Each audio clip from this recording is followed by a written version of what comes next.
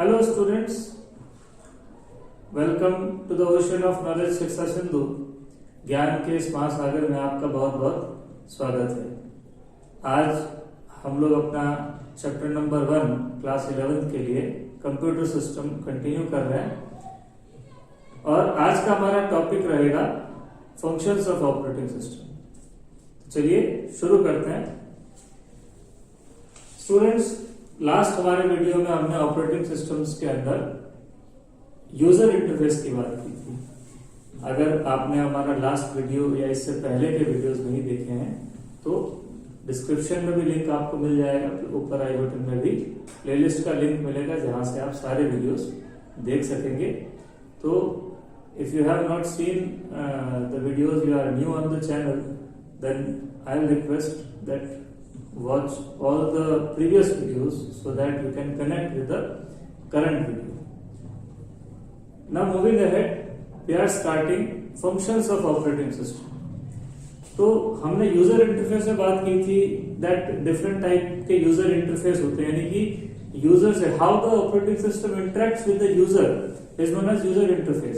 तो यूजर से बातचीत जो की जाती है, यूजर को जो फैसिलिटीज प्रोवाइड की जाती है, यूजर को जो प्लेटफॉर्म दिया जाता है, that is user interface. And on the basis of user interface there are different operating systems. तो इसी तरीके से एक ऑपरेटिंग सिस्टम के बहुत सारे फंक्शंस भी होते हैं। ऑपरेटिंग सिस्टम को करना क्या होता है, तो हम ऑपरेटिंग सिस्टम को कहते हैं resource manager. Operating system is known as a resource manager. Why? Because एक ऑपरेटिंग सिस्टम कंप्यूटर के सारे रिसोर्सेज को मैनेज करता है। कंप्यूटर के रिसोर्सेज क्या हो गए, तो मेमोरी बहुत इंपॉर्टेंट हमारा रिसोर्स है। सबसे इंपॉर्टेंट रिसोर्स है हमारा सीपीयू, जो कंप्यूटर के सारे काम कर रहा है ना, जो कैलकुलेशंस कर रहा है, जो सारी प्रोसेसिंग कर रहा है, वो सीपीयू है। तो मेमोरी को मैनेज करना, सीपीयू को मैनेज करना, हमारे फाइल्स को मैनेज करना और इनपुट आउटपुट डिवाइसेस को मैनेज करना, इसके अलावा दूसरे जितने भी पेरिफेरल्स हमारे कंप्यूटर के साथ अटैच्ड हैं उन सबको मैनेज करना, हार्डवेयर को कंप्लीटली रन करना, ये सारा काम हमारे ऑपरेटिंग सिस्टम का है। That is why operating system को रिसोर्स मैनेजर भी कहा जाता है। तो ऑपरेटिंग सिस्टम का सबसे पहला जो फंक्शन है, जो इंपॉर्टेंट फंक्शन है, वो ये कि हमारे कंप्यूटर में जितने भी प्रोसेस चल रहे हैं, दैट मीन्स जितने भी काम हो रहे हैं, all the task that are being performed are known as processes. जितने भी काम हमारे कंप्यूटर में हो रहे हैं, चाहे कोई फाइल कॉपी हो रही है, चाहे कहीं कोई वीडियो बन रहा है, कोई वीडियो चल रहा है, कोई म्यूजिक चल रहा है, whatever it is, जितने भी काम है, जो भी बहुत सारे काम होते हैं हमारे कंप्यूटर पे जो एक साथ रन करते हैं, एक साथ चलते हैं, तो जितने भी रनिंग टास्क हैं हमारे कंप्यूटर पे वो कहलाते हैं प्रोसेसर्स। तो मोस्ट इंपॉर्टेंट फंक्शन है ऑपरेटिंग सिस्टम का कि वो इन प्रोसेसर्स को मैनेज करता है। अगर आपको प्रोसेस मैनेजर को देखना है या ये देखना है कि हमारे प्रोसेस कौन कौन से चल रहे हैं, तो उसके लिए विंडोज में अगर हम वर्क कर रहे हैं तो कंट्रोल, ऑल्ट और डिलीट, इन तीनों कीज पे जब हम प्रेस करते हैं तो एक विंडो ओपन होती है जो हमको प्रोसेस सारे दिखाती है। कौन कौन से प्रोसेस चल रहे हैं, वो कितनी मेमोरी ऑक्यूपाई कर रहे हैं, और ये इनको आप स्टॉप कर सकते हो, रोक सकते हो, बीच में एंड कर सकते हो। ये सारे प्रोसेस जो हैं वो आपको वहां पे दिखाई देंगे। तो हमारे कंप्यूटर का, हमारे ऑपरेटिंग सिस्टम का एक मेन टास्क हो गया प्रोसेस मैनेजमेंट। तो डिफरेंट प्रोसेसेस जो कंप्यूटर पे चल रहे हैं, डिफरेंट टास्क जो कंप्यूटर पे चल रहे हैं, उन सबको मैनेज करने का काम किसका है, हमारे ऑपरेटिंग सिस्टम का। And that comes under process management. यहाँ पे प्रोसेस मैनेजमेंट को इंपॉर्टेंट हम क्यों कह रहे हैं, बिकॉज हमारा जो सीपीयू है उसके पास कोई एक काम नहीं है, उसके पास बहुत सारे काम है। और अगर हम ये समझें कि हमारा सीपीयू सिर्फ एक समय में एक ही काम क्यों नहीं करता, तो ये मैनेजमेंट की जरूरत ही नहीं पड़े। तो अगर सीपीयू एक समय में सिर्फ एक ही काम करेगा तो उसकी स्पीड इतनी ज्यादा है कि उसका टोटल वेस्टेज होगा। बिकॉज एक सिंगल प्रोसेस को लेकर अगर हमारा कंप्यूटर रुक जाएगा, बैठा रहेगा, या काम सिर्फ एक ही के ऊपर काम करेगा, तो जो स्पीड हम चाहते हैं वो स्पीड नहीं मिलेगी। इसलिए इसको मल्टीपल टास्क परफॉर्म करने होते हैं, मल्टीपल काम इसको करने होते हैं। और वह इसको दूसरे तरीके से आप यूँ कह सकते हो कि जैसे अगर एक सॉन्ग चल रहा है, एक म्यूजिक आपका कुछ चल रहा है और मीनवाइल आप कुछ टाइपिंग भी कर रहे हैं हमारे सिस्टम के ऊपर, तो आपका एक प्रोसेस हो गया, MS वर्ड चल रहा है या और कोई भी एप्लीकेशन आपकी रन कर रही है, उसके साथ साथ में आपने म्यूजिक भी चला रखा है और भी आपने इंटरनेट पे कुछ चला रखा है।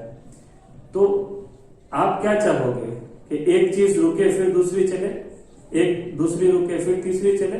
ऐसा आप बिल्कुल नहीं चाहोगे।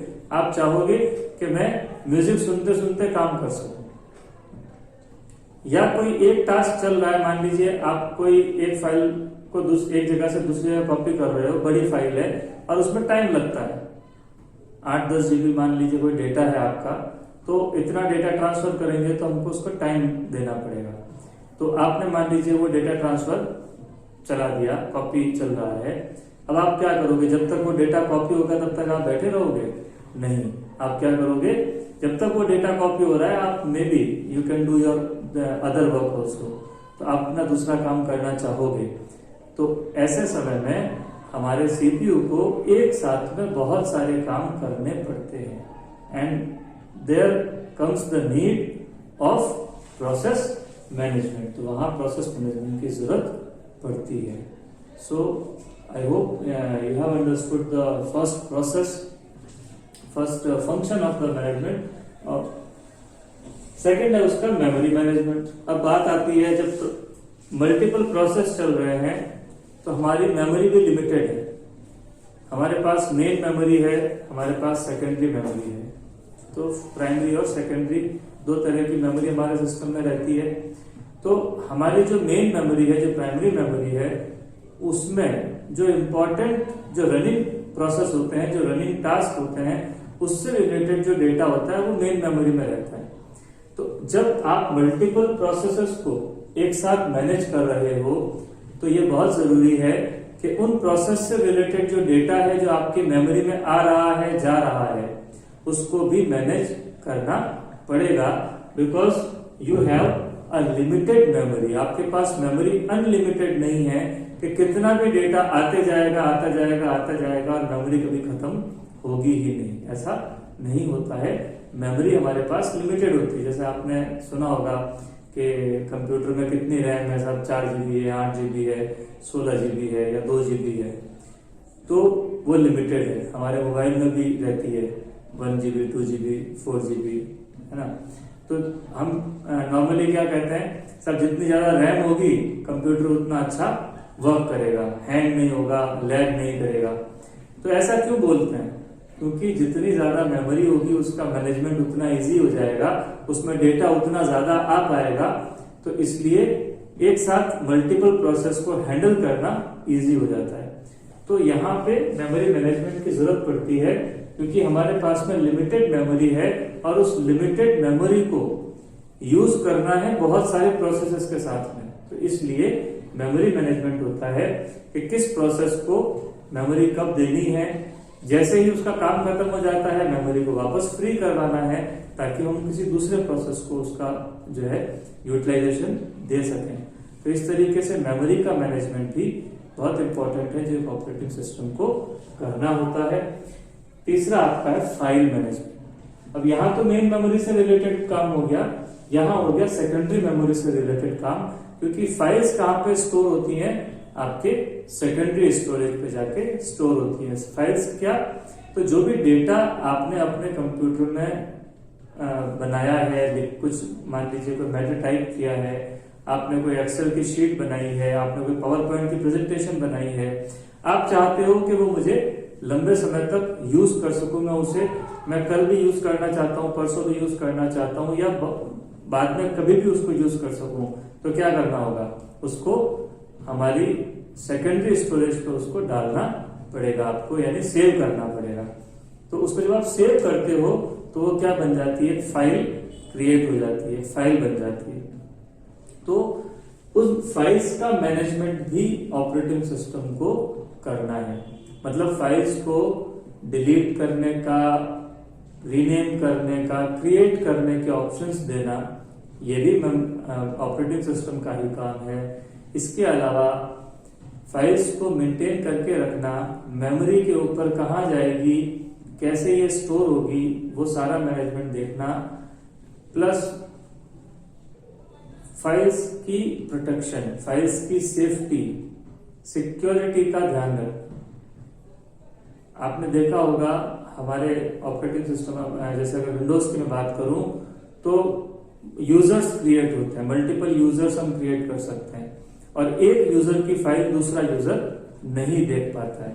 तो ये क्या है? ये सिक्योरिटी है कि भाई मैंने अगर कोई फाइल बनाई है तो मैं चाहूंगा कि वो फाइल मेरी अगर पर्सनल फाइल है तो मेरे अलावा उसको कोई और नहीं देख सकता। तो ये एक्सेस जो प्रोवाइड करवाना, ये भी काम है ऑपरेटिंग सिस्टम का, and that comes under file management. तो इस तरीके से फाइल्स को मैनेज किया जाता है, that is a function of operating system, file management. And the last one is device management, devices को मैनेज करना। डिवाइसेस क्या? जितने भी हमारे कंप्यूटर के साथ में अटैच्ड है कोई भी डिवाइसेस, यानी इनपुट के डिवाइसेस हैं या आउटपुट के डिवाइसेस हैं, या और भी किसी भी तरह का पेरिफेरल्स जो हमारे कंप्यूटर के साथ में अटैच्ड हैं, उन सबको मैनेज करना। जैसे कीबोर्ड से टाइप आप कर रहे हो तो कीबोर्ड से जो इनपुट जा रहा है उसको देखना, उसको लेना। आपके माउस से आप कुछ कर रहे हो तो माउस से जो इनपुट मिल रहा है उसको मैनेज करना।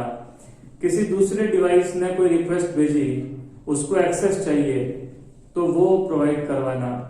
इसके अलावा सिक्योरिटी यहां भी इंपॉर्टेंट हो गई। कैसे? जैसे आपका वेबकैम है, अब इस वेबकैम को हर कोई एप्लीकेशन यूज नहीं कर सके, क्योंकि अगर कोई भी एप्लीकेशन इसको यूज कर लेगी तो मे भी कोई वायरस या कोई ऐसा अनवांटेड प्रोग्राम जो आपके वेबकैम को यूज कर लेगा तो वो आपकी पर्सनल चीजों को या आपके जो भी आप एक्टिविटीज कर रहे हो उनको हो सकता है कि वो रिकॉर्ड कर ले, या ऐसा और भी कोई सारे डिवाइसेस को वो यूज कर ले। आपके कीबोर्ड को अगर कोई ट्रैक कर रहा है कोई एप्लीकेशन, जैसे हमने वायरसेस के अंदर बात की थी कि अगर कोई ऐसा एप्लीकेशन है जो आपके कीबोर्ड को ट्रैक कर रहा है तो वो आपके पासवर्ड्स को, आपकी दूसरी इंफॉर्मेशन को भी ले सकता है।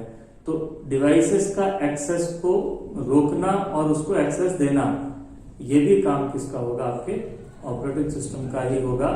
जैसे आपने फोन में, जैसे आप मोबाइल में अपने आप करते हैं तो जैसे ही आप कोई नई ऐप इंस्टॉल करते हैं तो परमिशंस आपसे लेती है। आप उसमें मैसेज आता है आपको कि the application requires to use या need to use your web, your camera, है ना, your gallery, your phone book, your contacts, ये सबका एक्सेस को मांगते हैं आपसे, पूछते हैं, परमिशन लेते हैं। तो आपका कैमरा यूज करने से पहले वो एप्लीकेशन आपसे परमिशन लेगी, क्योंकि ऑपरेटिंग सिस्टम उसको अलाउ नहीं करेगा कि वो आपका कैमरा यूज कर सके, तो इसलिए इट नीड्स योर परमिशन। तो इस तरीके से ये जो है आपका ऑपरेटिंग सिस्टम डिवाइस मैनेजमेंट भी करता है। तो ये 4 जो है मेजर फंक्शंस हैं आपके ऑपरेटिंग सिस्टम के। तो I hope it is clear to you all. Process management, memory management, file management and device management. तो इस तरीके से ये फंक्शंस हैं आपके ऑपरेटिंग सिस्टम के। इससे पहले के वीडियोस में हमने ऑपरेटिंग सिस्टम के बारे में डीप में डिस्कस किया है, मीनिंग्स भी समझा है और इनपुट आउटपुट के बारे में बात की थी। हमने यूजर इंटरफेस के बारे में बात की थी, टाइप्स ऑफ ऑपरेटिंग सिस्टम के बारे में बात की थी। तो मैं फिर से आपको यही कहूंगा कि आप प्रीवियस वीडियोस को एक बार रिवाइज जरूर कर लें। अब यहाँ बात आती है सिलेबस को लेकर।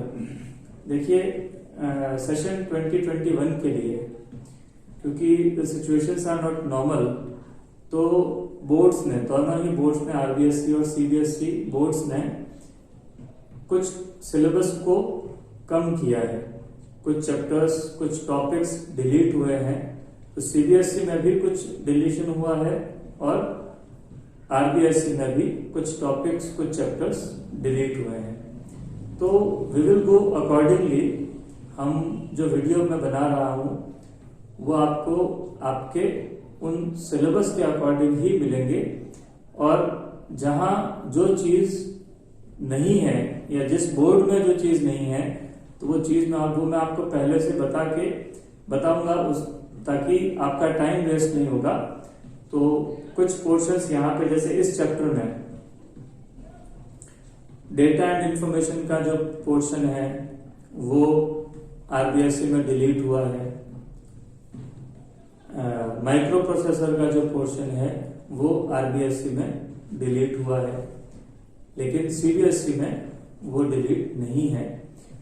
तो डेटा एंड इंफॉर्मेशन का एक अलग वीडियो मैं आपके लिए बनाऊंगा जो सिर्फ सीबीएसई के स्टूडेंट्स के लिए यूजफुल रहेगा, और माइक्रो प्रोसेसर्स को लेकर भी एक अलग वीडियो हम बनाएंगे जो सिर्फ सीबीएसई के स्टूडेंट्स के लिए होगा। So I hope it is clear to you all. You enjoyed watching the video. If you like it, then press the like button. Subscribe to our channel if you are new to the channel. So, thanks to you all. Thank you very much.